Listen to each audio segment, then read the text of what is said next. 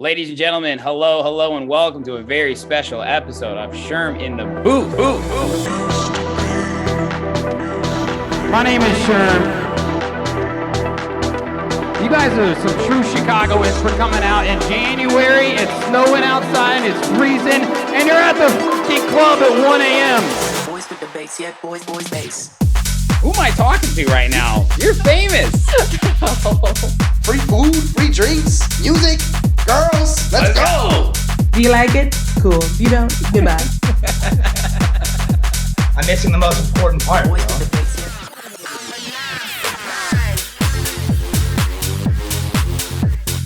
yeah. We should throw like a crazy bar mitzvah party. This is crazy. Send me stems. I finished it. What's up, guys? How's everyone doing? Just wait, you know it kicks in like 3 to 5 seconds afterward. Yo, what's good, everyone, and welcome back to another brand new episode of Sherm in the Booth. I'm, of course, your host, Sherm, and this is episode 243, and I could not be more excited to share this exclusive interview with you all. There is nothing better than meeting an internet friend, especially when it's the one and only R3WIRE. Timing worked out perfectly because he was on his second stop of his first ever U.S. tour, kicked it off in Boston, and second show was in Chicago, and we were able to make some time to get together on a Sunday afternoon to chat it up. And what a great conversation this was, guys. He is seriously a real one on every level. If you haven't heard of him before, you gotta check him out because he is one of the most prolific live DJs in the game, and he has hit after hit, which only amplifies his live sets. And not to mention, he's the A&R and label manager for one of the most respected labels in house music, Stereohype. I had to cut myself off as I was recording this intro because I was teasing too much. I'm telling you, gotta listen to this one from front to the back. It's filled with amazing stories and perspectives that anyone can relate to. I had so much fun getting to know R3WIRE better in this interview.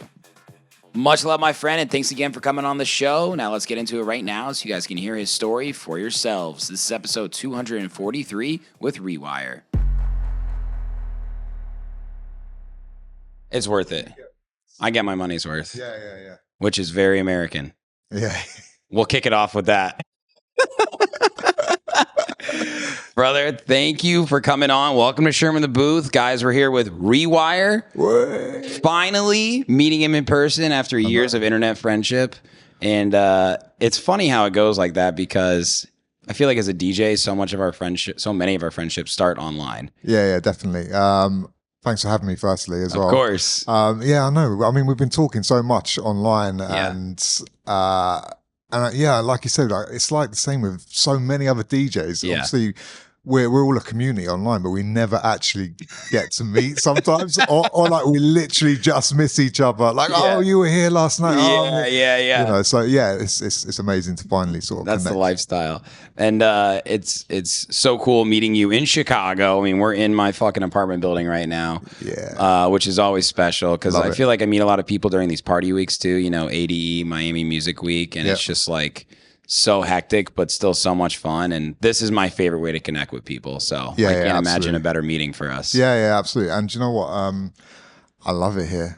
This is Yeah, nice. you do. This first time Chicago, and it's it does not disappoint. I love the city. I don't know. I can't explain the feeling. Like I've walked in and I feel at home with it. I connect. It resonates with me. I don't. You know, like when you're going to buy a house, right? You're looking for that apartment and you walk in and you're like, oh, this one isn't quite right for me. But Chicago feels like home. And I cannot explain it. I don't know why. I've literally only been here like just over 24 hours now, maybe. And like, I don't know. I'm definitely like, I'm here for it. That's a good testimonial. Yeah. I'm here to preach. I'm here to preach. You are. Chicago is a spot, I'm telling you. And let it be known he's here in January when it is literally, there's not even a temperature. It's single digits. It's freezing. I'm not going to lie. Yeah. It's freezing. Are you originally from the UK, obviously? Yeah, you grew up in London, or where are you from? Yeah, London. How cold does it really get there in the winter? It does get cold, but I don't know. It's a different kind of cold. What I would say about the UK is like, look, the winter, it's cold, but and it's kind of like grey. So you definitely get into like this winter zone. But here, It's freezing, but it's sunny.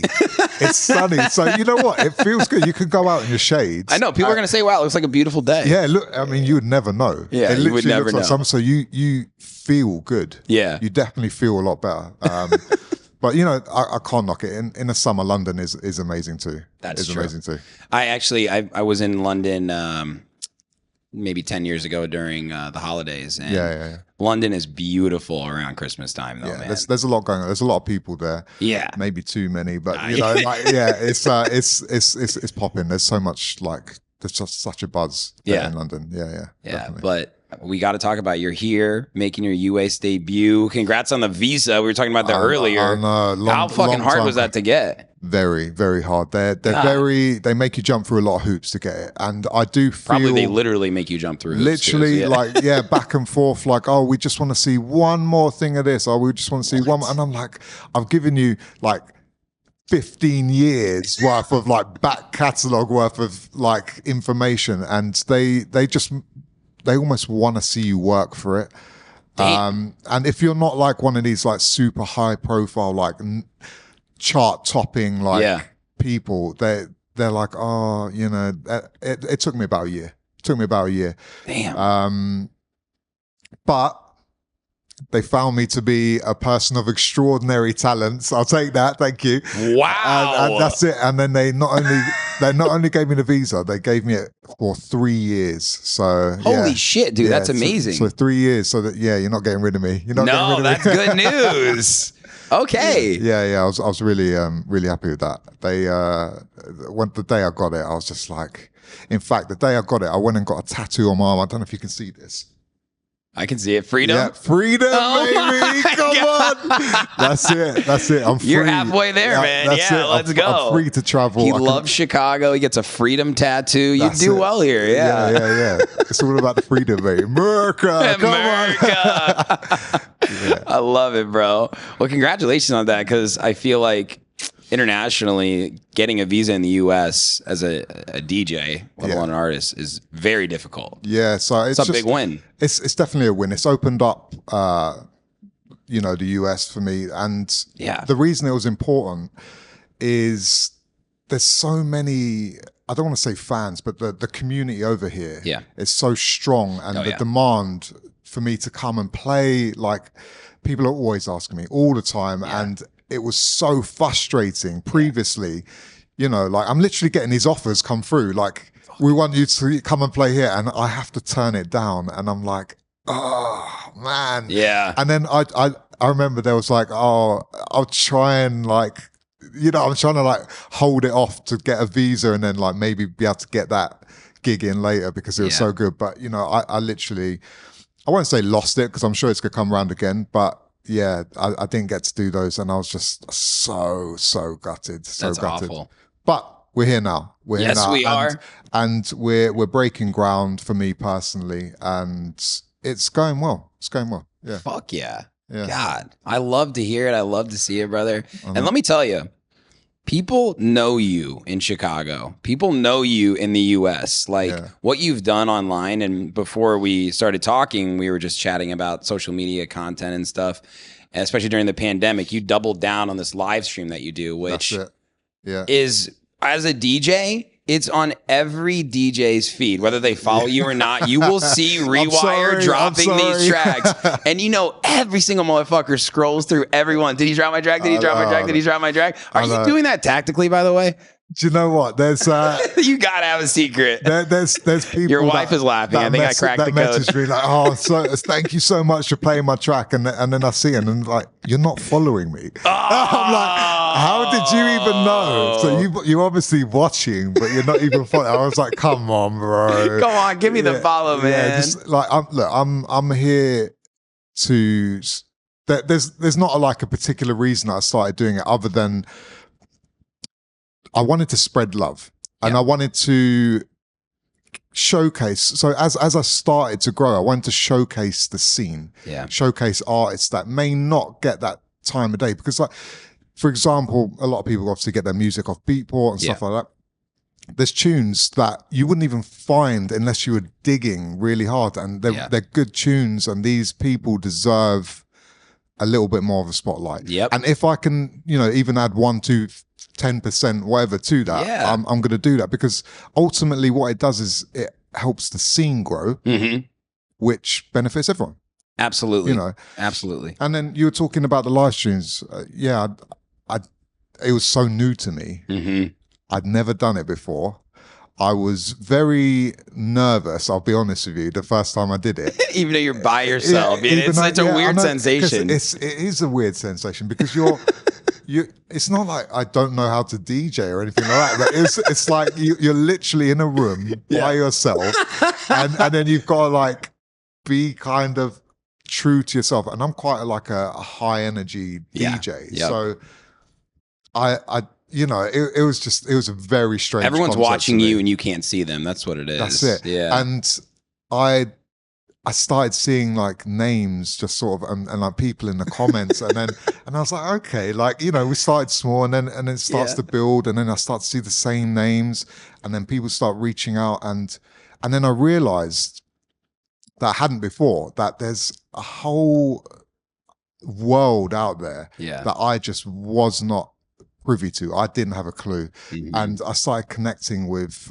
communities of people, like literally from Australia to you know, South Africa to wherever. Incredible. You know, and it was a whole new chapter. I started a whole new chapter, and so glad I did it. And I mean, as you're following, everything's doubled down, tripled down, probably. It all started from that. And you know, when I started posting about it, I went viral one summer. Did you? So I mean, I gained about 70,000 followers on Instagram in like 6 weeks. It was like insane, and I was just like, this is crazy. You know, like you do definitely get a bit of like a kind of imposter syndrome for sure. But you know, I was staying true to myself, just doing me, which I've always been the same, but I'd never shown people. So I always had this thing where I wanted to keep what I did, like some tricks and stuff like that. I wanted to keep it all for the live shows, so that people that actually came to shows got to see this, like something really special. And that was special for me, but I realized that I can't hide this from people. I was definitely worried that people were going to copy me. That's the concern for sure. So that was the other thing why I never put things online previously. But then I just had to get over that, and I was like, if you know, in fact, I was talking to James about it, and he was like, you know, people will end up copying you, and that's fine. But you know, we spoke about it, and then it was like, all that's going to do is push us, to go harder, create something even you know, bigger, you know, just do better for yourself. And it's true, because you don't want to be stale, sat in the same place doing the same thing. But I sort of started doing things publicly, and it connected, and I'm here for it. I'm like appreciative, you know. You upped the whole DJ game, literally. Like there are people never used to use fucking hotkeys before you guys. I swear to God. Like that was like a 8-track thing, you know? It's just like, it was an art. I think what you guys did was you really showed that you can actually, like you said, deliver a better experience for yourself by being challenged. Because when you do challenge yourself, like I love professional sports, right? And you see these athletes just continue to get better and better. Everyone's fucking copying these guys, right? Exactly. I mean, we're in Chicago. Everyone wants to be Michael Jordan and dunk like him and shit. Guess what people have done? They can probably dunk from the fucking 3-point line at this point, right? No, it's like crazy. That's nothing new, right? But when he talks about the game, it's like you're meant to contribute, which will then help it evolve. And I think that's what you guys have done, which is so cool. And you know, it's mad because we don't often know. But it's when we speak to people like you, and then people, you know, someone came to me, and it was at ADE actually. I walked into another label's party basically, and I felt, I don't know, I definitely felt like I was a bit out of place, and I shouldn't do, because you know, I've been in this game for so long, and people just started coming up to me and like and talking to me, and I got really comfortable. It was because they were just really nice people. And then what I found out is that they were just like, you're actually like a public figure almost now. Yeah. And I realized that's how they view me, and I guess I get a bit of imposter syndrome. Yeah. But yeah, I mean, it's an amazing feeling that I can sort of touch people in that way. Yeah. You know, I don't even know half the time, but yeah, it's, I mean, for me, I just want to spread these good vibes and just be honest and stuff, and it's working. Yeah, it is. So yeah, I mean, I'm honestly, I'm really like, yeah, I get like inside all the time. I get like, this is just crazy. Like I'm dude, I understand on a much smaller scale. Like when I'll go to Miami Music Week, for example, ADE was crazy because, you know, we threw a hood politics party and I didn't know how that was going to go. Yeah. And all these people from all around the world come up to me, Sherm, like, thanks for being so communicative about signing the track. Thanks for getting back to me when you didn't sign. Want to give me feedback. I'm like, they know who I am. You know, you know, I'm just like not necessarily like the guy behind the scenes or whatever. And like that felt so good. You don't realize that's it until you step into like the thick of it. Yes. And then all of a sudden everyone's coming up to you and you're like, oh, damn, man. Like, yeah, it's a sick feeling. Like, it is. You know, you can't deny it. I mean, it doesn't boost your ego, but like, it's nice to know. It makes me feel like I'm really contributing in the way that I intend to contribute. That's it. Exactly. I don't intend to contribute in a selfish way. Like, I do believe in you need to give in order to get. Absolutely. But I don't give to get, if that makes sense. What feels good for me is when I can help others. Yeah.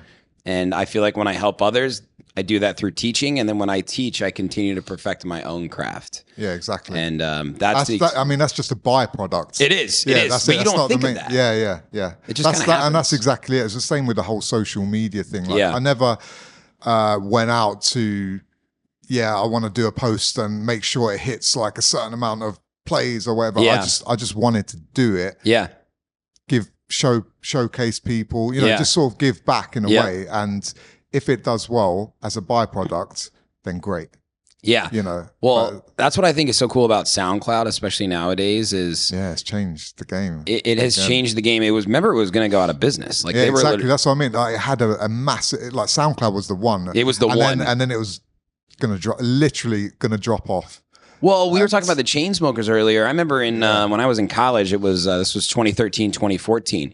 You had people like Blau and Audien releasing mashups on SoundCloud and going on world tours. I know, it's crazy. For a fucking mashup. Yeah, like the SoundCloud community was like so engaged back then, you know, and like everyone, like Spotify and Apple Music were around, but it wasn't the same, you know. No. And EDM was really booming in the US. So people wanted to listen to live sets. They wanted to listen to free remixes. And then it had this sort of moment where it was like people didn't really care about it anymore because Spotify kind of took over. And then now there are so many DJs, and you and I know the real diamonds in the rough live on SoundCloud. Yeah, absolutely. And you know what I'll say from that, from what I see, it's basically you can listen to music on Spotify, but one, there's no community there. No. There's no community. And two, you don't get those sick edits. Yes, exactly. Get those sick edits. Show me those bootlegs. Like, I love it. Like on SoundCloud, you see in the comments, like there's definitely a community that gets built. And then you do find those like really cool tunes. Because often like people make edits or a remix that could never be official. Mm-hmm. But you know, you get to sort of hear it, and there's so many like diamonds out there, like you're saying, that there are that unfortunately will never get. Because you know, for whatever reason, they won't get signed. No, but they should be out there in the world, and they deserve to be out there in the world. And when they do get out there in the world, like we have this Work remix that I'm sure you've heard at this point, and I can't get away from it. You can't get we can't get away from it. It's literally there are tracks that I feel like a lot of the times it's either like a revolutionary original, like you know, the A Craze song "Do It To It," right? That really helped what I believe is like the current sound of tech house, sort of like, you know, nostalgic throwback pop over a cool tech house beat.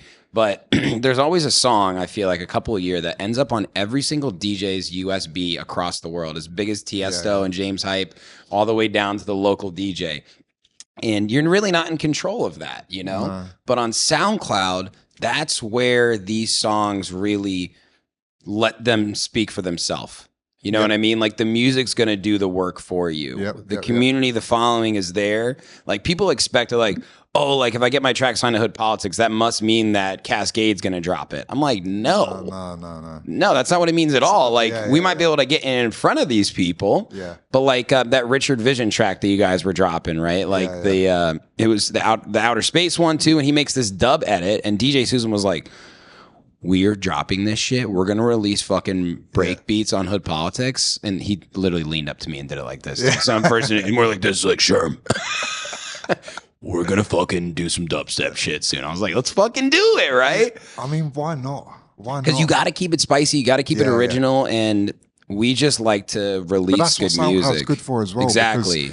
You can have that sort of broad stroke and drop something that you may not usually do on your sort of Beatport catalog necessarily, but like you have the scope to be able to do it there, and it's sick, and it's a really good outlet. It's a perfect outlet. It's where I go. Like if I'm, you do the DJ pools and stuff, but I'll go to Hyped It and I'll see like what's charting, and I go look through all 100 top 100 usually.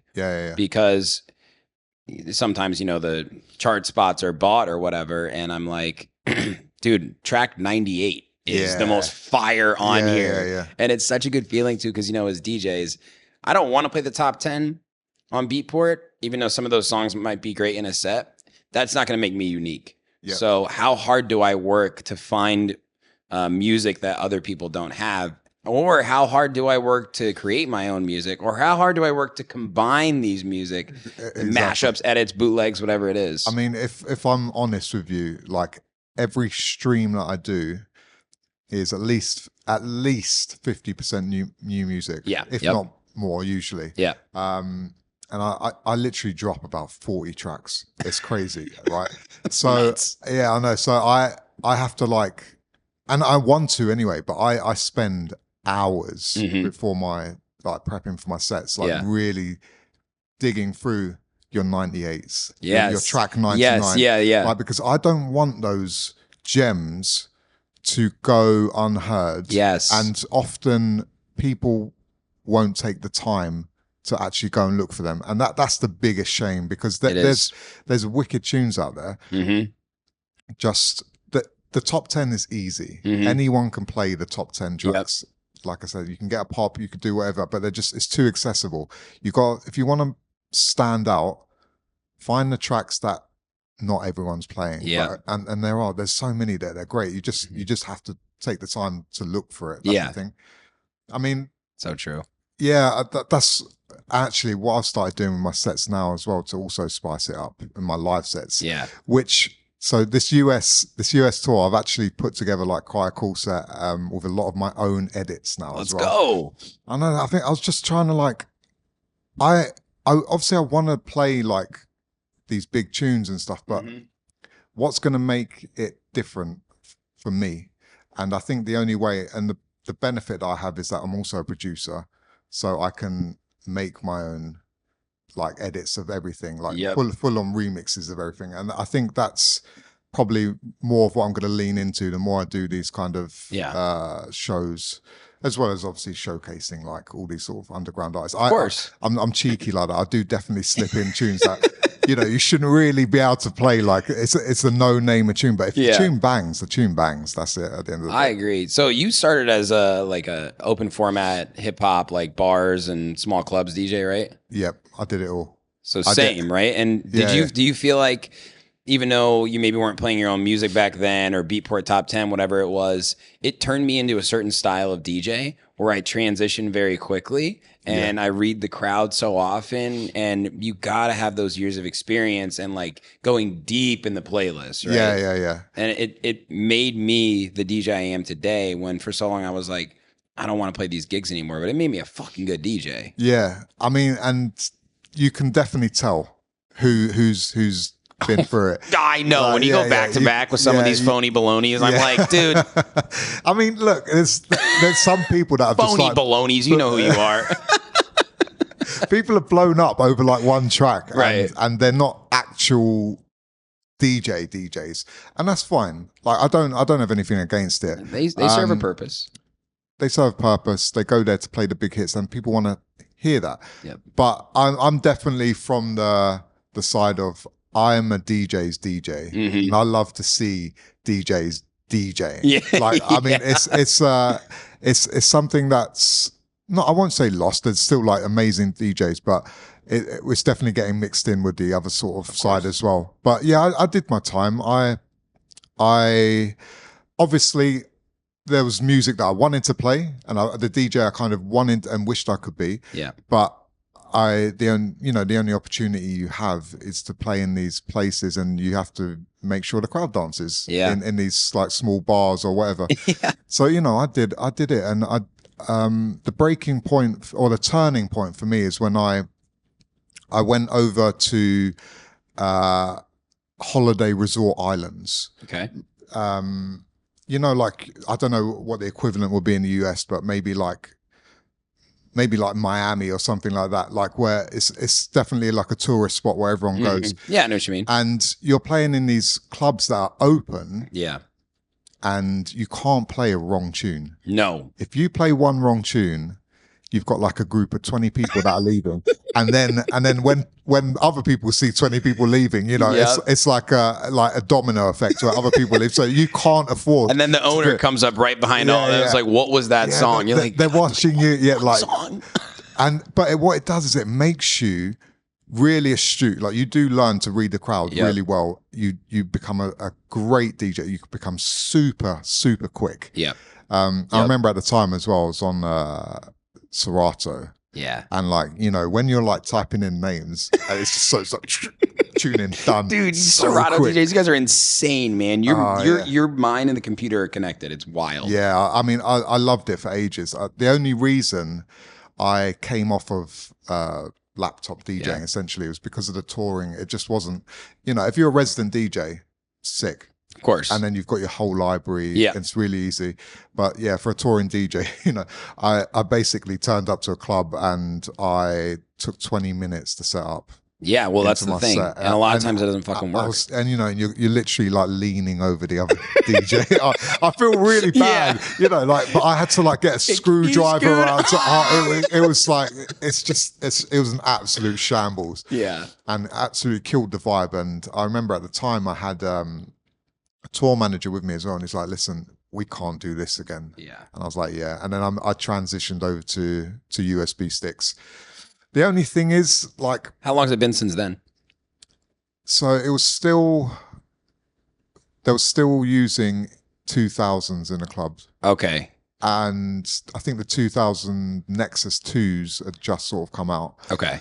So the 2000s weren't great.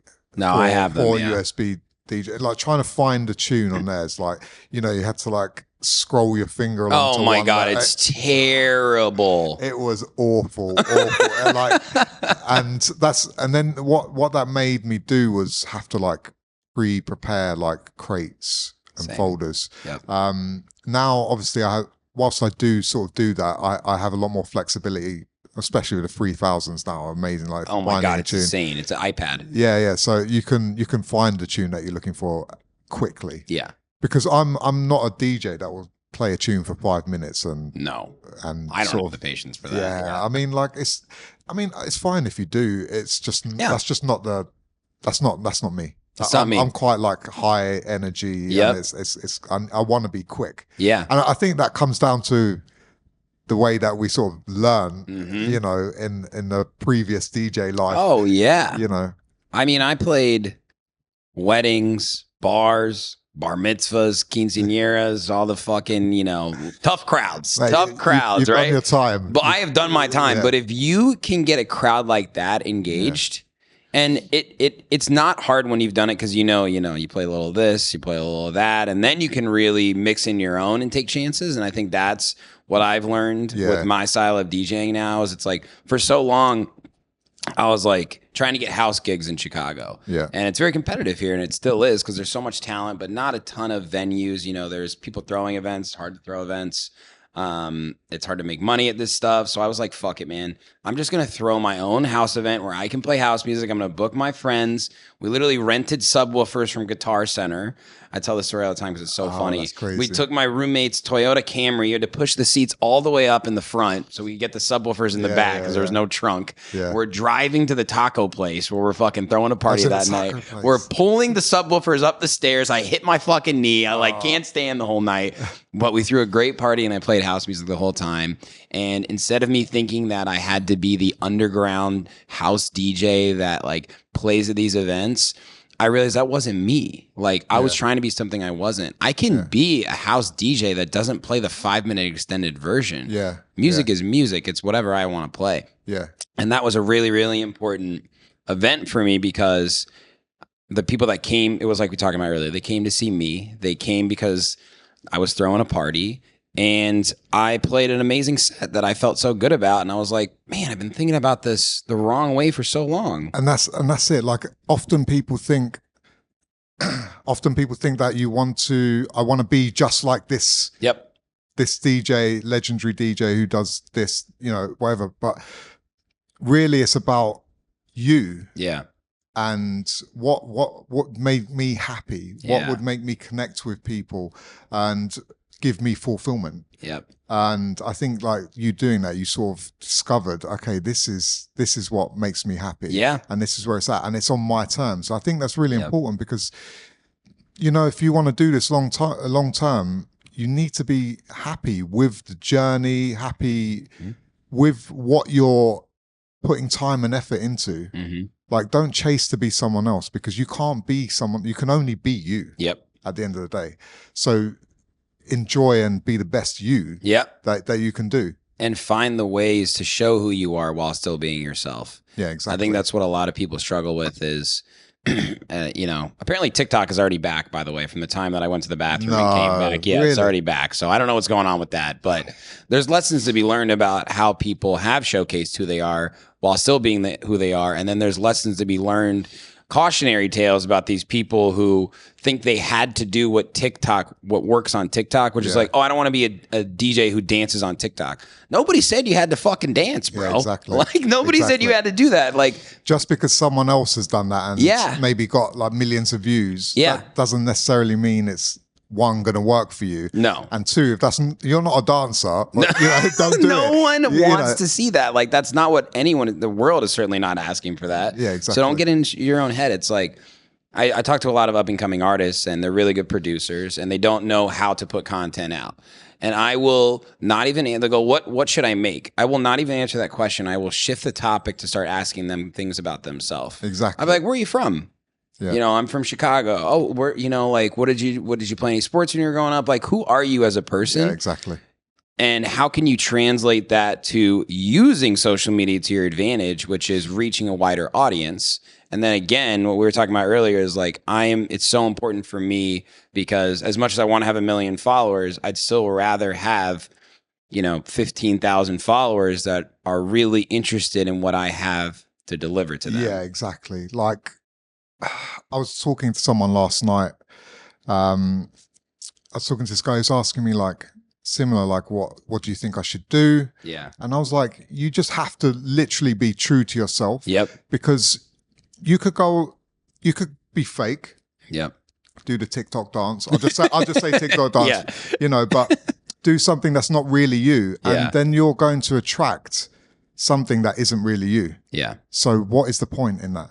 There's no point. You're going to have like 100,000 followers that don't give a shit about you. Yep. That just care about your stupid dances, which you don't actually enjoy doing. Yeah. So like, there's literally no point. If you're authentic, be real. Yep. You can only do that anyway, authentically and properly. And the more authentic you are, you're going to attract that same authenticity. So true. And the right people that you will connect with and create a community with. Yep. Ultimately, that's what you want. You want to be with people like-minded around you. Yep. And I just said to him, that's what you got to do. Just be true to yourself. Don't sell it. There's just no point. Long run, there's no point. Because if you aren't true to yourself, then 10 years down the line, you're going to find yourself not even knowing who you are. or exactly. what you were trying to accomplish. You were chasing the wrong things. And this is the other thing about it. It's not about the end point ever. No. It's really not. And people need to get that into them early. Like, yes, it's great to hit milestones, but for one, when you get there, you know, you're always chasing another one anyway. So what you think is your milestone or the point isn't actually the point anyway. Yeah. And actually often when people get there, they're not actually that fulfilled, but you need to enjoy the journey on the way. Enjoy what you are doing. Yeah. Because you only have one life. Yeah. Don't do something that you're not really into just to get to that one place. And then what you could do when you're there? Yep. Oh yeah, I made it. Okay. Cool. Then yeah, cool. Now what? But it's taken you like, you know, however many years of unfulfillment for this one point of joy. I don't know. That doesn't like resonate with me at all. I think you need to enjoy the grind and be passionate about what you do. And actually that will work in your favor because again, it comes back to authenticity. You know, you're real, you connect with, and you attract real. And that's it. I agree. And I think more than ever, collaboration over competition is so important. I feel like a lot of DJs choose the lonely road because they get so jealous of others that they either started at the same level with or think that they're better than somebody who's successful or whatever. And it's not about that, man, because when you actually look, we got Hood Politics and Stereohype in the building, baby. Yeah, you know what I'm saying? So like, we are huge fans of you guys. You know? I mean, and look, you guys love us too. Without blowing the trumpet, we are likewise. Like we definitely. I've always followed. Like I'm just saying this. Like I've always followed Hood Politics with a very high regard because. Thank you. And it's not because of, okay, you know, there are like major labels, but I don't fuck with those major labels. We don't either. You know, really, like I like what Hood Politics stands for. Yeah. You know, obviously I like the music, but it's about the camaraderie and that, and you don't really see that too often. You don't. And like with us at Stereohype, that was something that was pivotal in our growth. It's the fact that we worked as a team together. Yep. There was no animosity. No. Nobody like would ever in our team push someone down to get ahead. Yep. It's always, how can I bring everyone up with me? Yes. You know, and you need to be like that. Otherwise, it's lonely at the top. It is. What are you going to do at the top on your own? I know. People think, I'm going to have all this money, all this fame, but who are you going to share that with? It's meaningless. It literally becomes meaningless. Yeah. Like money without being able to, I don't want to say share it with your friends. It's not like that, but like, I know what you mean. You know, you want to be with people that you love. And I think it's definitely lost, but I'm starting to see it with people like you guys. Yeah. And I definitely appreciate that. Yeah, that's what Hood Politics is all about. It's short for neighborhood politics. Yeah. And we actually say, fuck the politics. We want to be friends. Yeah. This isn't some competition to us, because when we support you, you support us, and then we can combine our two communities or our followings together. It's only going to help everybody else. Yeah, exactly. And we're in this group chat where it's like, I think it's 12 of us, and it's just like, you know, the Hood Poly guys. Dude, this group chat goes off. Yeah, there's always like two people on standby. You can be like, what up? So be like, what up? Yeah. So we're sending like demos back and forth, like celebrating our wins. It's literally like somebody will say, happy Monday, boys. We get happy Tuesday, happy Wednesday, happy Thursday. I'm like, this is amazing. I feel so connected. That's how it should be. And you know what? All it does is push you all up. Yeah. You know, I'm inspired by my peers. Yeah. You know, and I want them to do well, and then they do well, and then I want to do well myself. Yeah. You know, I'm like, also the other thing about it as well is when someone else does well, it makes you realize that it is in reach. Yes, exactly. It is in reach. Like a lot of people think like, I'm never going to be able to attain this. Everything is possible. And you should never put a ceiling on what you can achieve. So true. It's an invisible ceiling. Don't get held down by it. I'm telling you, you can break through that. It's literally a mindset thing. If you think it, you can achieve it, and it is definitely possible. Yes. 100%. I've seen it. I see it. Yeah. You know, like it's all doable. It's all doable. It is all doable. And it's also so much more fun. When you celebrate these wins with people. Like I kind of have a saying like, alone in the green room, you know, like there are so many artists DJs that cast people to the side as soon as they started having success and somehow forget who you are or the people who supported them, because now you're on the big stage and people know you, but guess what? You're alone in the green room. Yeah, exactly. Fuck that. Yeah, and you know what? It's not nice. No, It's it not sucks nice. being alone in the green room. It's not like, you know, like I'm a friendly person anyway. Like, Yeah, you are. and I don't mind, like, no, I don't mind, but I'll talk to people or whatever. But like, you know, there's been times where I go into the green room and I'm kind of there without my friends because I might have traveled like really far to like a different country or whatever.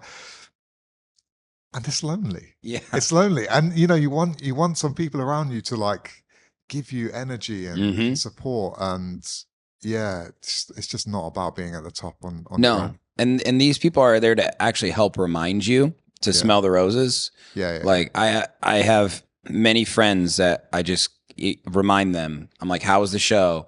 How's the release doing? And we always have a reason to be our harshest critic, or it's like, it could have gone better, it could have been this, it could have been that. I'm like, listen, here's what you need to remember. Here's what went well. Here's what was great. Here's what people will remember. You're the only person thinking about this stuff. I think this whole mindset of I don't need anyone. Like, look, come on, let that go. Let that go. Like, if people are around you willing to support you, embrace that. Yep. You know, you really should. So true. And you know, you take that on board, and they will help you through when you, like you said, when you think you've had a loss, they might spin it and be like, you know what, it's not actually a loss, and help you better yourself. It's really important. I take everything. I encourage people, like, talk to me, like, let me know what's up, you know, not criticize me, but you know, like, say things. I want to hear it. Like, can you do better? Yeah. And then we'll just build. We'll build from that. Yeah. Like, there is, like I said, like, I don't really see things as myself as losses, ever. Even if a show didn't go to plan, it's a learning curve. That's all it is. It's a learning curve. I'm like, okay, what can I do better next time? And I will do better next time. That's right. That's it. What about the communities in the UK or even across Europe? Like, is it I can do it on my own type culture? Like, what do you see in difference between American culture and that, and, you know, international? I think in the UK, there's a lot more I can do it on my own. Yeah, I feel like it's dog eat dog out there. Yeah, it's definitely dog eat dog. But I mean, there are a few factors that play into it. The UK is smaller than America. True. For one, so there's less of a pie. It's just a shame. Yeah, it's a shame to see, and like, people come and ask me, like, you know, how have you done this? I'm like, I built, but like, I have my friends, and we're all sort of doing this together. And don't shut out other people. Find your community and sort of grow. And I think when I look at the US, I don't know, from the outside, it looks like the US has a lot more camaraderie. I don't know, maybe it's different here, but you know, for you, but it looks like there's a lot more camaraderie. Yeah. And I wish we would sort of, in the UK, take that on board a little bit more. There'll be more. I think an American's perspective is like that. We do really want to be together. That's kind of like the idea. And I think DJ culture and dance music culture is still pretty new in the US, in my opinion. Like, UK, I mean, obviously house music started in Chicago. Actually, the venue is called the Warehouse, just over there, about 4 blocks away. Legendary. Yeah. So everyone knows Chicago house. Exactly. So, and I'll be transparent. Yes, there's an amazing history here. There are living legends that still play, you know, tour around the world, and they're actually having huge moments right now because it's coming full circle. It's been 40 years of house music actually this year. But as you know, what happened was house music was created for the LGBTQ community, gay black community specifically, so they could have a place to dance. Because this is the time when disco was dying. Literally, Chicago White Sox Stadium, they burnt disco records. Oh, man. And it's a crazy story. So like, dance music in the US, disco, whatever you want to call it, was shunned, stupid, you know. And then it shipped off to Europe, where, you know, it really got a flavor. The UK got a hold of it, like, and all, you know, of course, like the Netherlands speaks for itself, all the talent out of there. I mean, all the talent really across Europe. And so when the sound came back, and it obviously was so much different, and especially with Detroit and as well, you know, the history of techno. So I'm very interested in this stuff. Like, I think it's really interesting to see it coming now full circle with the music that's doing well.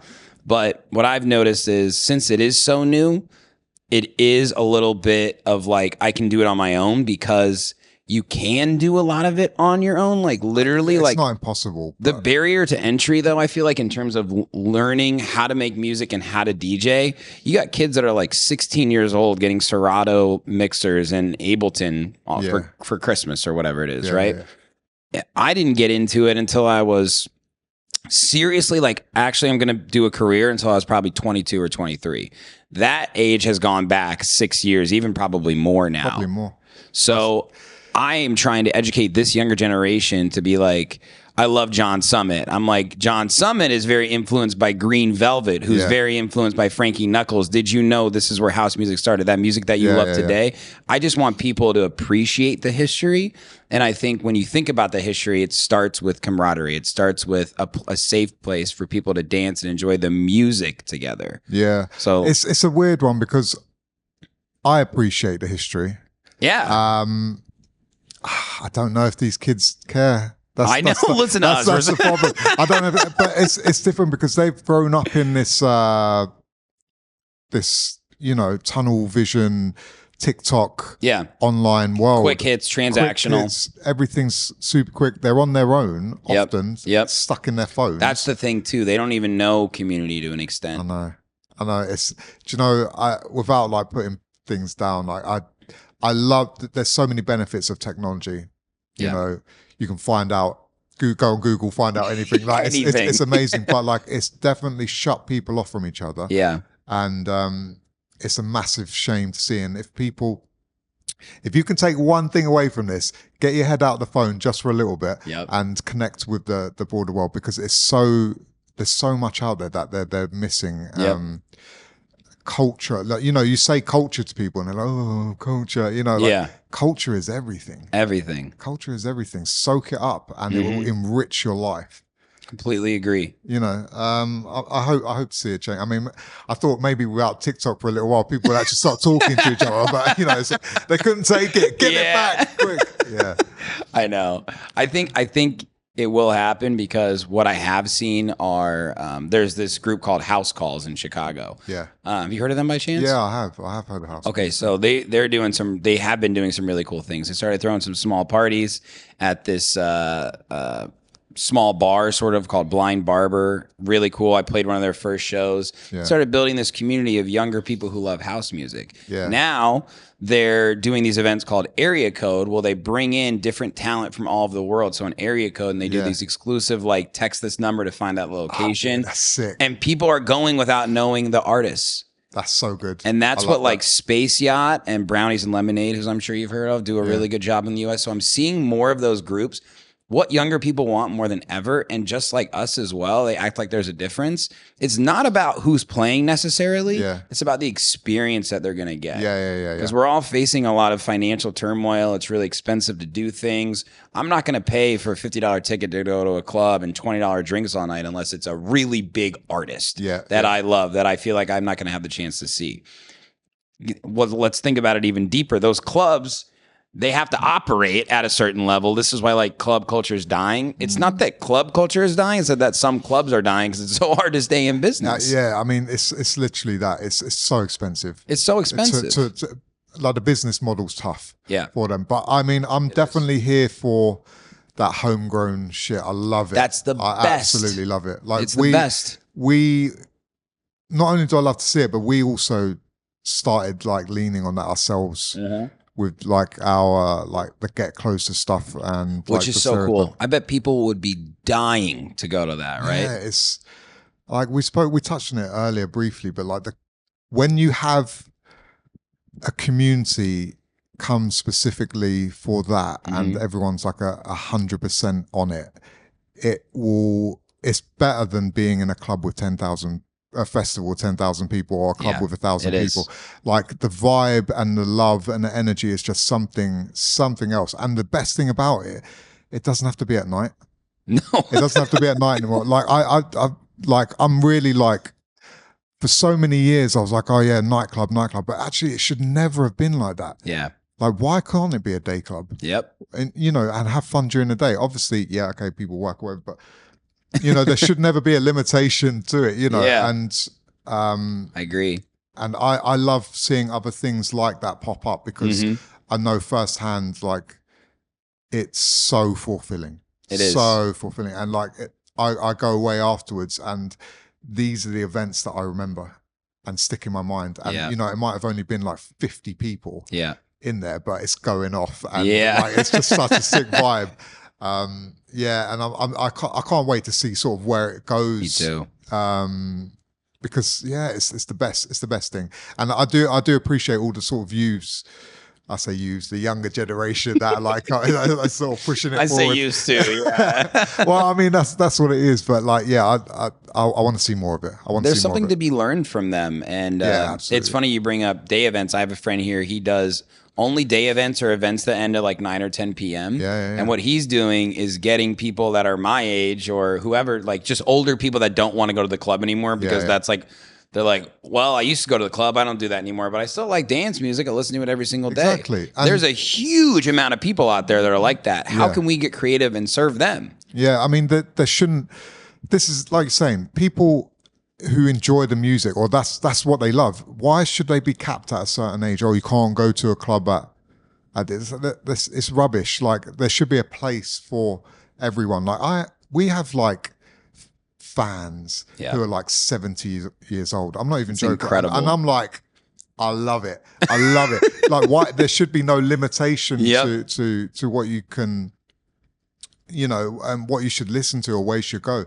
Like, these day events, it allows people to still have that experience. Yeah. And it's not even just for like, say, older people. Like, some people are just really like health conscious nowadays. Yeah, true. And stuff like that. They don't want to drink till 6 a.m. Let alone pay all that money for the drinks. Yeah, pay all that. Well, yeah, it's expensive as well. And then they can't get up for work in the morning because they're absolutely like, but some people just, have a different mindset. So let's sort of cater for them as well. Like, definitely here for that. Definitely. I agree. We're on the precipice. I feel like this year is going to be a really big year for those communities to show who they are. Yeah. And I think you're going to see a lot of adaptation because we talk about the big dogs that throw these festivals. Yeah. They more than ever are paying attention to what these smaller communities are doing. Definitely.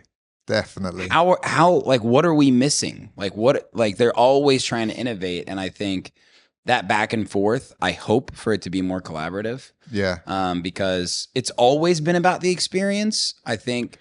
But because when EDM, I watched the Avicii documentary, which was pretty good on Netflix. You know what? I've been saving. I haven't watched it yet. Download it for maybe the flight to Miami. I liked it. Yeah. I read his book called Tim, and it goes a lot more into the mental sort of barriers that he was experiencing. But they talk a lot about like how crazy the boom was when he released Levels. Like that was like, I saw him play in a cornfield in 2011 and play Levels, literally like in Indiana. It was crazy. And then so many DJs, the names, the artists started popping up, right? And you got people like Nicky Romero, Nervo, like, these middle tier, but like European DJs coming. It was all about the names. Yeah. So like DJs could tour like fucking crazy because it was new in the US. Now, DJs are constantly touring, going to cities 2, maybe 3 times a year. So people are like, I'm just not up for it. Maybe I can see them later. I know it's not my only chance. When people are like, I heard about this event, like these people really don't know who's playing, but like I want to be a part of that. It's like, yeah, let's do it. It's the FOMO. Yeah. So I'm interested to see what happens this year because there's a lot of eyes on the US, especially like what's going to happen. I mean, I'm watching. Yeah. I'm definitely, I've got my ear to the ground. Like, like we have this perception in the UK that we think everything stems from the UK, like, Royal Britannia rules the waves. Sort of, it's like, no, like, get off your high horse. Like, we're not in that era anymore. Like, look around you and, don't be so stuck up that something great can't be happening somewhere else. I'm really open-minded, and I love seeing what, like these things going on. And I've definitely got my ear to the ground with the US because I feel the US is, whilst there was a big EDM sort of surge, It's settled. it's settled, Yeah. and now I feel like there's something boiling. There's Exactly. something I can feel it. There's I don't know something- what it is. Yeah. Maybe it's I'm interested to ask you more about is like within tech house, which has become very, very popular, obviously in the US. There's a lot of bad tech house out there. I don't know if it's bad as much as it is just copied from the 2020 or really it was like 2016. That sound, like I'm a big Solardo fan. Like I love those rolling bass lines and stuff. And now I don't know what some of this music is. It's just like recreations of losing it still. And I'm like, what is next? And when you guys, especially, I'm sure you get a lot of demos from US producers, right? Yep. Are you like, what sticks out to you? Like for people that are like, I want to get signed to Stereohype. I'm from Chicago. Like, are you looking for something specific or like what has stood out? So firstly, I get a lot of demos. Yeah. A lot. So if I don't always reply to them, Yeah. please forgive me. I literally don't have like 24 hours to go through these all the time. But when I actually, obviously I listen to loads. First thing I don't want to hear is a full splice vocal that's been used 10 times already. Yep. That's like a real off-putting thing. And I know it's not some people, so maybe they really don't know. But you know, like when one of them's been used and it's like a top 10 hit, just please stay away from that. Or at least like try and get like really creative with it so it's not so obvious. Yeah. Because sample packs, while they're amazing and it does allow people to get started quickly nowadays, like don't rely on them. Like just don't slap them in because it's so obvious. Yeah, it is. And you know, I'll hear when I'm listening to demos, I'll hear like 4 or 5 tracks using the exact same sounds. Yeah. And I'm just like, oh, you know. Yep. And the problem is then you won't get too many second chances. Nope. Like I wish I could give you it, but I don't have the time. Yep. So try and you know, put your best foot forward. Put your best foot forward from the start, and you know, don't jump the gun. I would also say on it. I think some people think they're ready, but they're not. I know that sounds really bad, but like, oh, I know exactly what you mean. It's like make sure you discover who you are. Yeah. Before like putting yourself out, because like this TikTok dance, you might start putting out this stuff, and whilst it is good to build up a story, you need to make sure at least that story is you. Yeah. You know. Yep. But yeah, what I'm looking for, I'm always looking for something different. Yeah. Like Stereohype, although we release music in the realm of tech house, we always want it to be a tune, love it or hate it, you know, will make your ears sort of be like, oh, what's this? I've not heard something like this. Sticks out. It sticks out.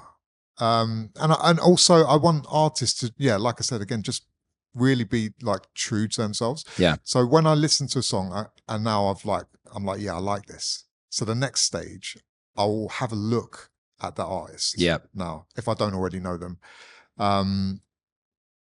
what's your story? Yeah. What is your story? You know, like if I see someone's Instagram account, for example, and it's just full of absolute bullshit, right? I'm like, I can't endorse you. Yeah.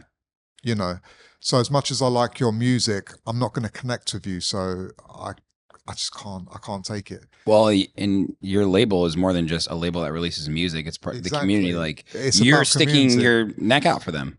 And I want to be able to embrace that artist into the community, like family. Yeah. And if I don't think that actually you're going to, I mean, it's not to say that you're a bad person. Yeah. It's just we might not align. Yeah. And there's nothing wrong with that, but it's just not the right fit. Yeah, for sure. And that's all it is. And I think that some people do definitely overlook putting their best foot forward on social media. Yeah. Like just the basic stuff, like have your Instagram just looking professional.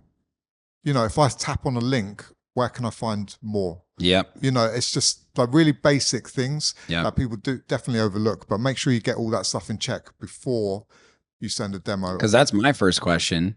You know, if the music's good, I'm like, okay, that's step one. Yeah. What do you have more music? Yeah. Do you have a brand? Have you already done the hard work? Because I think a lot of people expect the label to just make it happen. No, there is no magic button. We are truly just a vehicle for your music to get out, and we'll have an audience or an in-flight that we can put it in front of. Yeah. But I always encourage artists are like, I only want to release on labels. I'm like, that's cool. What labels? And they'll mention the biggest labels. I'm like, have you even released a song? No. They're like, no.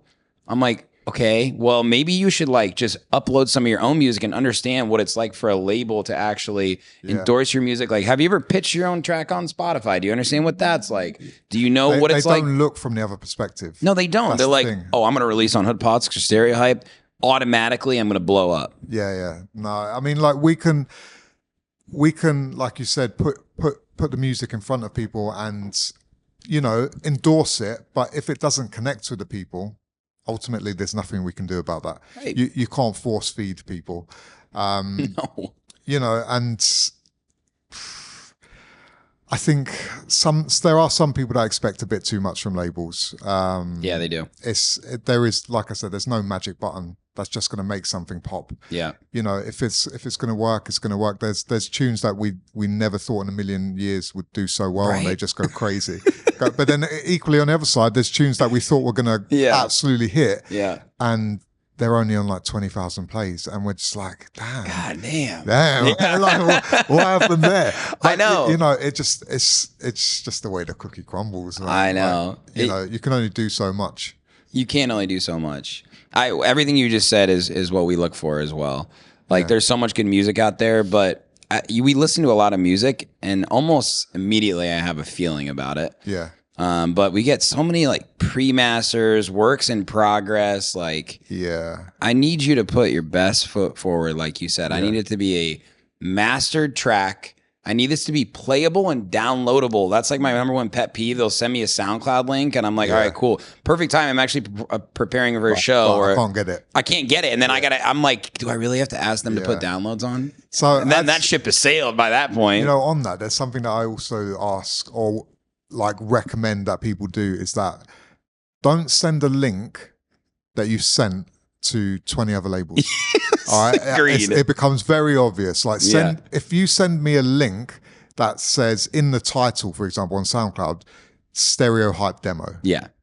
I know that you've not sent that to anyone. Well, at least this link. All right, let me feel good about it. You haven't sent that to someone else because, you know, if another label got it, they'll be like, come on, what are you doing? Yeah. And it will make me think, okay, so I've actually got something a little bit more special because it's not done the rounds. Make me care. Make me care about it. Yeah, I mean, that's it. Like, if you value what you do, I'll put that time and effort into it, but don't give me something that everyone else has got. Right. Because I don't want to have a transactional relationship with you. I'm signing you to the label, which is a community, which is a family, and I want you to be part of that. Family first. So and that's who we really keep our eyes on too a lot. Like we have these guys, Curly Heads, who they're really, really talented producers. These two little fucking funny guys, man. They're so funny. But they came to all our shows. They would always like send us music, and they were just like, the way they approached was really genuine. They're like, hey, we love Hood Politics. We want to get better. One day we hope to be signed by you. And I'm like, okay, that's cool. I like that. I like that. Like, let's help you get towards that. Yeah. And I remember they came to see us play at this festival in Orlando.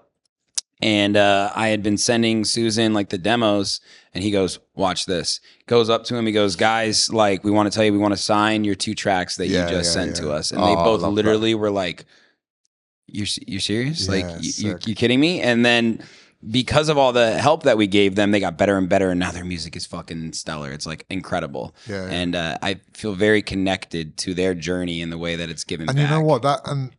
That's fulfillment for you. Yes, exactly. You know, and that's what it's all about. You know, not only are you spreading knowledge and joy and, you know, helping other people, but I mean, I don't want to say it's selfish, but like it makes you feel good. It does, man. Like I'm definitely from the side of spread love, Yep. it will come back round. Yeah. And You're so hood poly, dude. You Yeah, are, man. You're just like us. You're one of us, man. I'm just from the grimy streets of London. Though. That's the only thing. But it's definitely about that. But that's most people aren't like that. That's the shame of it. And I try to explain, like, just give.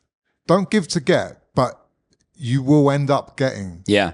And just if you can just spread love, knowledge, help people, you know, you'll feel better about yourself. Yep. And that is part of the journey as well. It is. Like I said, it goes back to, like, you want to do something that you enjoy every day and, like, fulfills you. Yeah. Because ultimately that's what it's about. I'm not going to look back and say, I played this one amazing gig and my whole life was about that. It's not about that. It's like the 10 years before. No. You know. The stories we tell are stories like this. Yeah, exactly. And what ends up happening is these fans, these DJs, whoever they are, they end up doing a lot of the hard work for you in terms of spreading the word. Yeah. Because now, like, the experiences, we don't trust what we see on social media for the most part. Is this the real them? Yeah. Is this an ad? Like, we're all just scrolling through mindlessly a lot of the time. What makes you stop? Someone who told you about this person, word of mouth. Like, word of mouth is above everything. Because you can feel the energy when people tell you about an artist that they love. You go, all right, yeah, wow. I really feel connected to your passion for this music. Yeah. It's actually a lot easier to get a fan in person who then goes, I met Sherm last night, I met R3WIRE last night, it was so sick, you got to check out their music. Like, that's who you trust. Yeah. Definitely. Like, it's, you know, whenever I go somewhere and someone gives me a recommendation like that, like, it will stick with me. Yeah. It will stick with me, like, so much more. And, you know, I actually love it because it actually allows me to discover new people that I may not have known. Yeah. And sometimes you, like, really find, like, cool people and, like, amazing music that I'm just like, yo, why do I never, you know, why do I never Exactly. And you know what? There are so many good artists out there that are yet to rise, you know, and be seen. Yeah. But hopefully, like, you know, I can help shed a light as well, like, from my side, you know, and give them a little opportunity. Yeah. And, like, add to it in some way. So cool. How do people submit demos to Stereohype while we're on it? You guys do track stack? No. You do email? We do email. Oh my God. Yeah, it's old school. I like that. No, then they have to sell themselves. I like that. Yeah. It's old school. Like, it's music at stereohype.global. Okay, cool. And we do get a lot. Just bear that in mind. Of course. do try to, like I said, go through the majority, but there's so many. Like, so many. Hey man, that's special though. No, it's hard to manage. It's hard. I mean, I'll be honest with you. Because you'll miss some tracks. There's no way you couldn't. Yeah, definitely. Yeah. Definitely miss tracks. And it's only really me like doing it as well. Oh, is James busy too? Yeah. Well, Tito busy as well? So this is the thing, like, so I will, the way it works is I'll get the demos and I'll listen to them. And when I find tracks that I'm like, I like, this could work, I'll sit with James and we'll kind of go through the demos and be like, what stands out? Yeah. And then it will sort of go from there. And then me and James will, you know, agree on what tracks we like, and you know, that's how it sort of works. But ultimately, if you are sending stuff for Stereohype, you do need to think about this one thing. It needs to be something that James could play in a set. Yeah. Something that R3WIRE would play in a set. Same thing with Hood Politics. You know, I mean, it should be a given. But sometimes it's not. We get some weird ass demos. Yeah, I'm like, is this the right track you meant to submit? Yeah, like, people send like some like really cool tunes, like deep out. They're like, oh, I've got this like really sick Afrobeat tune. I'm like, when have you ever heard us play Afrobeats? Like, I mean, look, it's cool. Yeah, like, I love course. this is a really nice tune, but it's just not going to be for us. Yeah, like, sorry, yeah. You know. Yeah. Do some research. I think sometimes people just think, oh yeah, I'd love to be part of Stereo, but they don't actually take the time to see what it really is. Yeah. You know, for sure. What about when you're creating music? How are you thinking about what you're making? Because like the remix that we just signed of yours for Viv Castle, The Funk, is like nothing I've heard you make before, let alone anything out in the market. Like, how do you actually challenge yourself as a producer? I just don't want to do the same thing. For sure. Like I sat down to do this remix, and like I said, I could have made an out of the box remix. I could have nailed it. It was really like the vocal really lent itself to making something quite standardized that would slap. Okay. Yeah. And that's all good and well, but am I really challenging myself? No, I wouldn't be challenging myself if I did that. Am I doing something different? Not really. So I just went about like, what, I don't know. I just want to do something different that nobody's going to expect from me. Yeah. I'm really going to be proud of, and that I can stand out from the crowd myself, because no matter what level you're at, you should aim to sort of stand out from the crowd. Yep. You know, I definitely think that's important. If you want to stand out and you want to sort of do things, be different, or be you, be different. Yep. So yeah, I was just like, I'm gonna just do something wild, something crazy. Yeah. And you know, it came about, and I was sitting there, and I was literally like, do I love this or do I hate this? Yeah. I was like, it's one of those things, but it was good because I want to be questioned. Gave you a feeling. Yeah, it gave me, it's definitely doing something for me. Yeah, So yeah. I showed my wife, and she was like, you know what, this is hot. This is hot. I was like, and if she gives the seal of approval, I'm like, yeah. Oh my God. Yeah, it's done. My wife ever approves of something I do, I'm like, wow. Yeah, exactly. How do I replicate that? But they know. They do know. They know.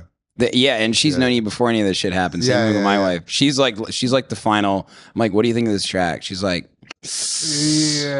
honestly, there's no moment. I'm like, I already knew that, but I wanted to be done with this track.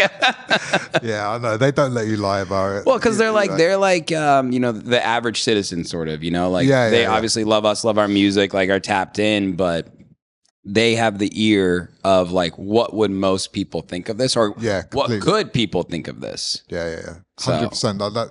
That's where she's at as well. She just loves good music. Yeah. You know, you either love it or you don't love it. It's as simple as that. Yeah. So like I said, when you get the seal of approval, you're like, yeah, I'm onto something here. Yeah. and then I was just like, right, I'm just going to continue down the same, because actually, yeah, I did have like a couple of different ideas, because I'd made myself a backup idea, because I was just like, yeah, is this like too out there? Like, I don't know. But no, I'm sticking to my guns with it. Yeah, definitely. I like and that. I'm glad that you guys were happy with it. I mean, I remember sending it over, and I was like, it's taking a while to respond. I'm like, okay, maybe I really made you question it. Yeah, no. Yeah, like, have I fucked up here? I don't know. But yeah, I'm glad you guys love it, and hopefully it can do some bits. But I mean, ultimately, I'm just proud to put out work. You know, work that I feel is true, and you know, whether people love it or hate it, as long as I'm putting out art that I'm happy with, that's it. I'm happy. That's so true. And I always remind myself, and other artists, by you choosing to actually put your art out to the world, you're doing more than 99% of people who are going to be the ones that might critique it, that you're afraid to be vulnerable because of. Yeah, exactly. But that's not what it's about. No. Put your art out because you don't know how it's going to resonate with people. Yeah. And when it does, that's what it's all about. I mean, look at actual artists like painters and stuff. I've always been very inspired by artists in art history, and none of them were famous until they died. Yeah, exactly. Right? And you know what? There's literally like no point in, if it's like true to yourself music, there's no point in just sitting on it. Like these days, like, and even I say to like a lot of producers ask me, even if your tune doesn't pop straight away, put it out there for the 50 fans that really appreciate you. And the added benefit from that is you never know, it might go 6 months down the line, it might just pop. So true. You know, there's tunes from 10 years ago that all of a sudden go viral on TikTok. Oh my God. Yeah, you know, like it can happen. It's crazy. But you know, you build up a catalog of of work as well in the process. So when people do like your music and they go find you and they're like, oh yeah, and then you've got another one and another one and another one. And true. Yeah. And there's just benefits. There's just too many benefits from it, you know? Yeah. Like build yourself that catalog Build too. it. Like I was thinking of Van Gogh, who was obviously a crazy guy. Now there are some artists that got famous while they were alive, but I was thinking about him. He like had a troubled life, and the only thing that kept him going was his art that he made for himself, and he was so innovative. Yeah. And I'm always just so inspired by stories like that because you may never see the impact that your music could make or your art. Yeah. And over the past 2 years, I've really I always had too specific of goals, like we were talking about. I want to play Lollapalooza. I want to play EDC. I want to go on a world tour. Like, I think that's actually too specific of a goal. I peeled it back and I said, I want to create something that's going to make an impact after I'm gone. Yeah. And the second that I stopped being so specific and opened it up a little bit more, I found myself being really inspired by things that weren't so directly related to those specific goals. You want to play Lollapalooza, you want to play EDC, you better be a good fucking DJ that makes a lot of good fucking music. Yeah. Then it became a job, right? And then I wasn't enjoying it. It's too tight of a name. It you is. know, and often, like I said, when you get there, you played it, it was sick. Now what? Now what? You know, you've just often like DJs that tour around, they'll tell you like they play amazing sick shows and then they're at the hotel room an hour later on their own, quiet, and it's like, you know, you wouldn't understand unless you've done it. It's very like, you know, you go on this massive high and then the next day you're like, I can't even enjoy it all the way. I can't because what's next? What's next? But if you were doing something, you know, that really fulfilled you, that's going to go on forever. You know, something you're happy with to leave behind, and you know that it's just benefiting the world essentially. I know that sounds like quite a big thing, but but truly at the end, you want to be able to leave a legacy that you're proud of, and it's not going to be that 1 point or this other thing. You know, 1 point that's going to make the difference. It's the long game. It really is the long game. True. It took me a while to understand that myself. Like you're saying, you have a moment where, you realize, and when you do, everything sort of starts to make more sense. And you know what else as well? You start to not put so much pressure on yourself. Because you might not actually get that one thing, but you might get something else that's just as good, if not better. You know, like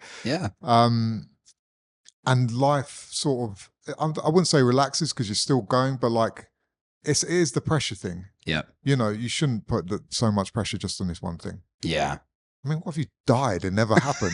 I mean, I know it's quite deep, but Jesus no, it's Christ. true. It's fucking true. You know, and then I won't say wasted all this time, but like, just do something that really like will fulfill you. Yeah, absolutely. And that's why now with like, when I do DJ, during the set, I fucking make sure I'm living in it. I like take a moment to like look up, like, I'll literally like have a moment. Like always, my dad passed away about 2 years ago, and he was like one of my biggest fans, and every single set I will literally just stop and look up and be like, you're gonna like this track or something like that, you know. So through that I was able to like really tap back into like something that he was a doctor, like he didn't get this shit. He was like, you want to be a DJ? All right, cool, like I'll come to your shows. He supported you. He supported me. He listened to every podcast and he would grade the podcast. And really? he was like, can I get a glossary? I was like, a glossary?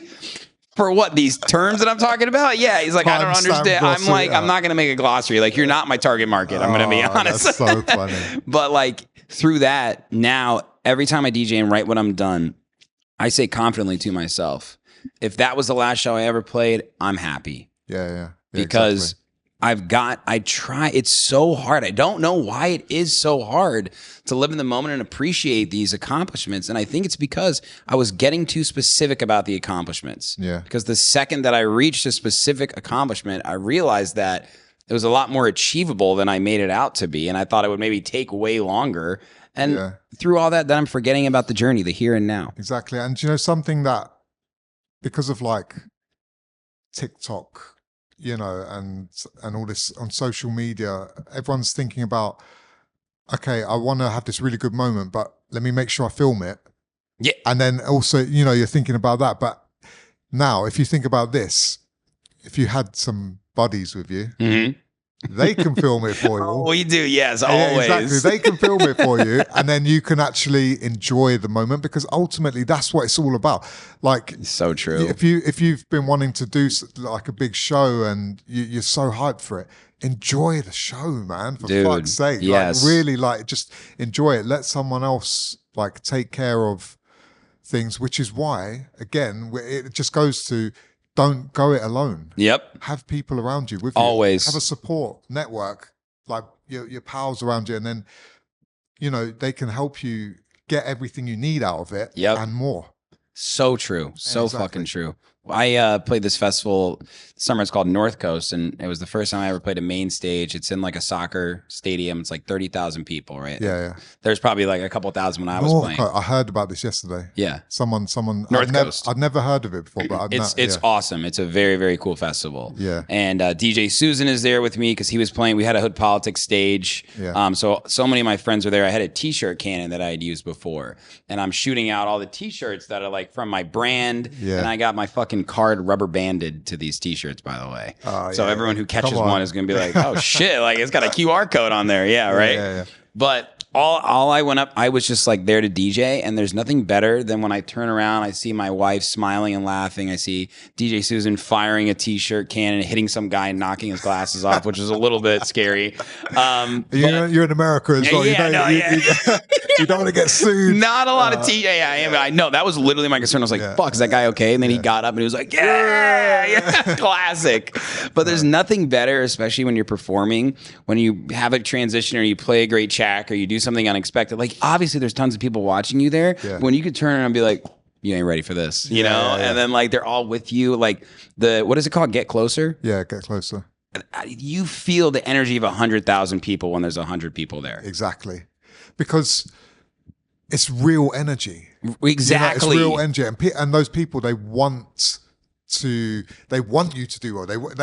You know, often as well, if they've been following you for ages, they might know the transition you're about to do or something, and they're like, I know he's going to drop something good. I know it's coming, and you know what? That build up of energy, you literally can't get there anywhere else. But you just need to think about like, why did I even get into this in the first place? Yeah. Like, I love dropping bangers. Yes. And like, you know, and I want to be like, ugh, you know, and if I can make other people do that as well, that's amazing. But like, you shouldn't get, like you said, lost in the moment where you forget why you were even doing it. Because it's not a long time that we play for, you know? No, it's not. I've really enjoyed these kind of longer sets. Yeah, me too. That I've been able to play a few times recently. Because the journey, like for me, like as much as I do drop like kind of tunes, but within every set that I do, there's a story being told. Yeah, essentially, like you go on a journey, and I love it. I'm still really passionate about telling a story. Yeah. Like, so by the end of it, people are just like, like, you know, like they've just watched an epic movie. Like, yes. And you just feel good. And I just love it. I love, I mean, and it leans back to, I'm a purist when it comes to like the art of DJing, because DJing isn't just about the technicality, you know, pressing buttons or whatever. Mm-hmm. It is about reading people, taking them on a journey, and showing them new music often, and in ways that they might not have thought of, and just capturing them. And when you do that, I tell you, you'll know there's no better feeling than that. There's no better feeling because you really challenged yourself too to be part of the moment with them. Yeah. Like if I'm not enjoying this set, why would anybody else? Exactly. You have to cater, and that's why I always like think back. Okay, it's going to be really hard to please this audience. Yeah. Sometimes it is too. Like even if you're playing a show, like a house music show, not every show is going to be like the same type of crowd. So how can I tap into this group over here that seems to be having a good time, and how can they influence the people around them? Yeah. Because as a fan first, many times I'll look around to like either there's a friend or another group and they're not moving. I'm like, let's fucking go. You know, like this guy's got me going, and that's like That's the art of DJing right there. Because Yeah. everybody can learn the technicalities through practice and repetition. I think sometimes they get stuck on it a bit too much as well. Yeah. Honestly. Yeah. I mean, there's more to DJing than just the technical side. There's so much more to DJing than the technical side. And you can, like we said earlier, you can learn from such a young age too. Yeah. That's it. It's so accessible. And, It is. Cheap. Like when I started DJing, I mean, I was still getting vinyls. Yeah.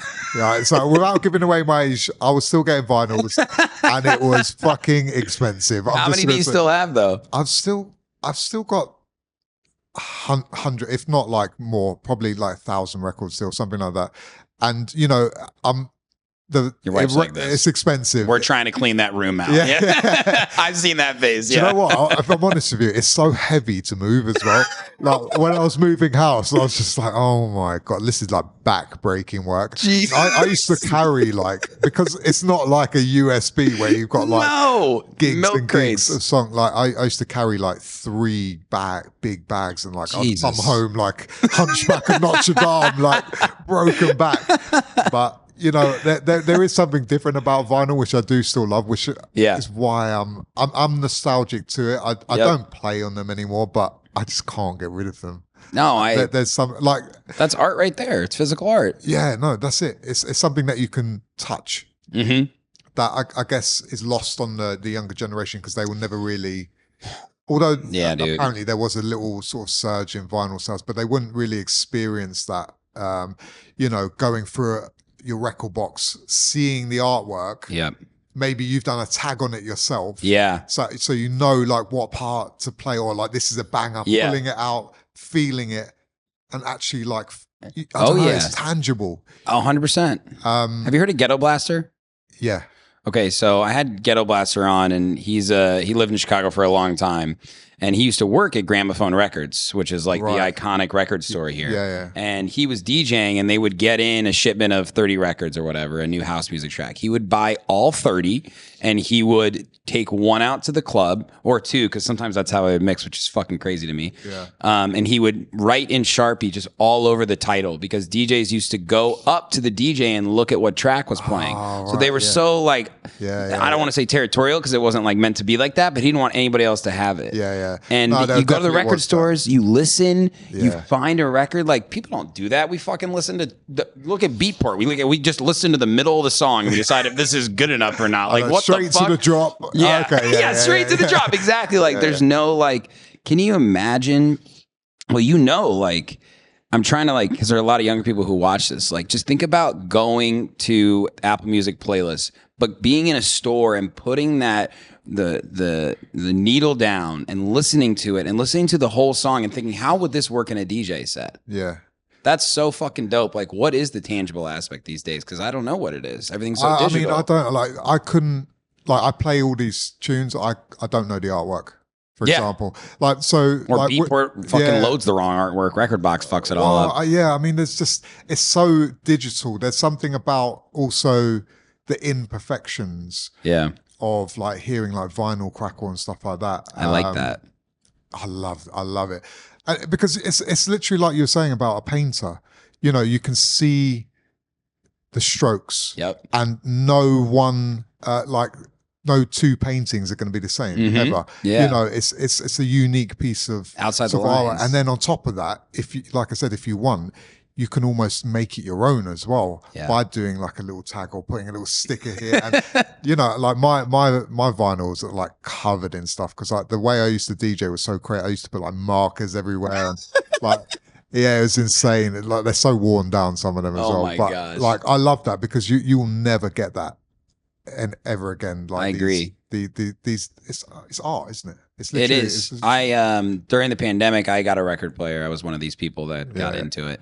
And my parents gave me all their vinyls that were they were in a flood in our basement. But if you know this about Vinyl, water damage isn't a real thing. No. It's only if it's sunlight exposure. Yeah. So I went through and I had to literally like peel like the records off of the paper and stuff. I was able to recover most of them, but I had like my dad's original Michael Jackson Thriller, my mom's Bruce Springsteen Born to Run, and my dad loved fucking disco, so we had every BG and fucking Donna Summer and all this stuff. And it was a lot of it was live shows that they would record too. Yeah. And it was so awesome to listen to the imperfections of this old ass vinyl, but how they recorded music back then.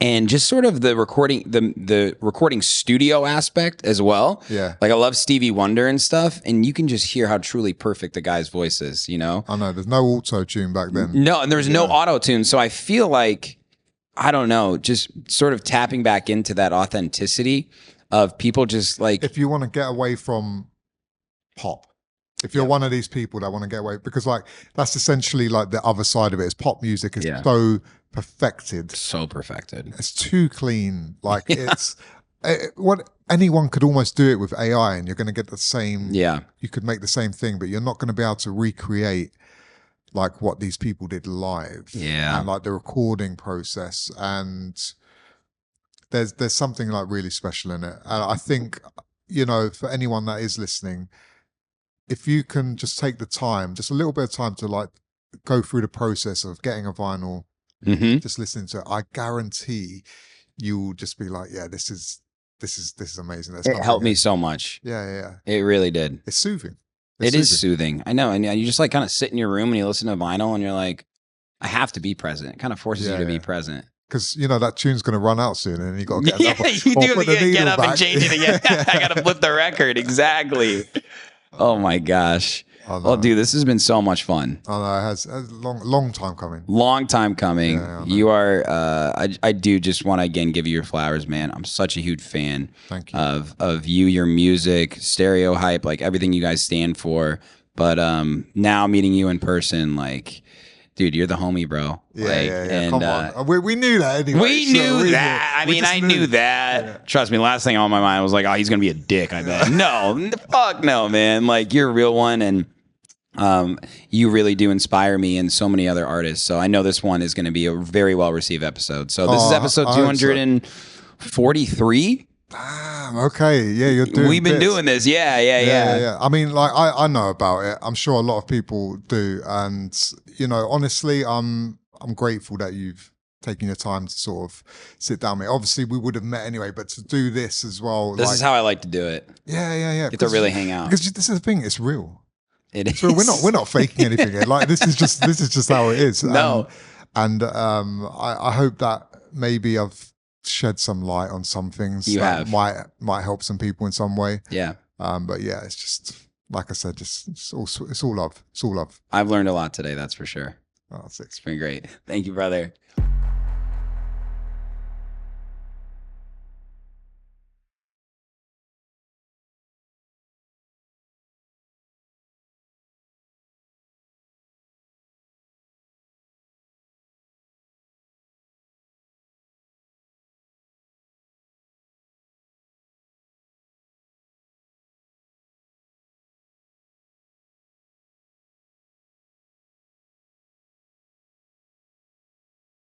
Hey, what's up? And thanks for watching that video.